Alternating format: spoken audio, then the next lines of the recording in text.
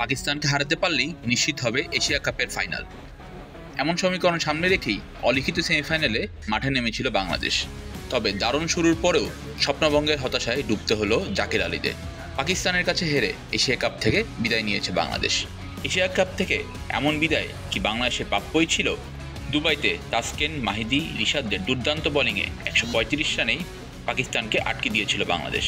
আধুনিক টি-20তে এটা মোটেও কঠিন কোনো লক্ষ্য নয়, কিন্তু এরপর বাংলাদেশের ব্যাটিং হলো রীতিমতো হতাশার। টার্গেট যেখানে মাত্র 136, সেখানে বাংলাদেশের ব্যাটিং দেখে বুঝারই উপায় ছিল না। বড় শট খেলতে গিয়ে আউট হয়েছেন প্রায় সবাই। প্রথম ওভারেই ফিরেছেন ওপেনার পারভেজ হোসেন ইমন। তিনে নামা তাওহিদ হৃদয় 10 বলে করেছেন মাত্র 5 রান। খানিক বাদে দুর্দান্ত ফর্মে থাকা সাইফ হাসানও ফিরলে আর ঘুরে দাঁড়াতে পারেনি বাংলাদেশ। মিডল অর্ডারে আবারও ব্যর্থ জাকির আলী অনিক। একাদশের ডাক পাওয়া নুরুল হাসান সোহান খুব বেশি সুবিধা করতে পারেননি। 21 বলে মাত্র 16 রান করে আউট হয়েছেন তিনি। জাকের আউট হয়েছেন 9 বলে 5 রান করে।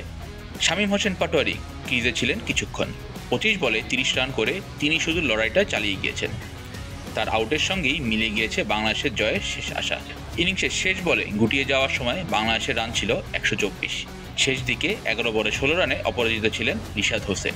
পাকিস্তানের হয়ে শাহিন শাহ আফ্রিদি 17 রানে ও হারিস রৌফ 33 রানে নিয়েছেন 3টি করে উইকেট। শুরু থেকেই নিয়মিত বিরতিতে উইকেট হারিয়ে 124 রানে গুটিয়ে গেছে বাংলাদেশ। শেষ পর্যন্ত 11 রানে হেরেছে লাল সবুজের দল। এই হারেই এশিয়া কাপ থেকে বিদায় নিশ্চিত হয়েছে বাংলাদেশের। অপরদিকে দ্বিতীয় দল হিসেবে এশিয়া কাপের ফাইনালে উঠেছে পাকিস্তান। বাংলাদেশের এই হারের দায়টা আসলে কার? অধিনায়ক জাকের পুরো দায়টাই চাপালেন ব্যাটারদের ওপর। তিনি বলছেন, ব্যাটিং ইউনিটের কারণেই শেষ 2 ম্যাচে আমরা হেরেছি। বোলিং ইউনিট তাদের কাজটা ঠিকঠাকভাবেই করেছে। বোলিংটা খুব ভালো হয়েছে, তবে আবারও আমরা ব্যাটিংয়ের জন্যই ম্যাচটা হেরেছি। বাদ পড়লেও এবারের এশিয়া কাপে ইতিবাচক অনেক কিছু খুঁজে পেয়েছেন জাকের। রিশাদ দুর্দান্ত বোলিং করেছে, ব্যাট হাতে সাইফও ছিল দারুণ। আমরা কেউই তাদের সাপোর্ট দিতে পারিনি।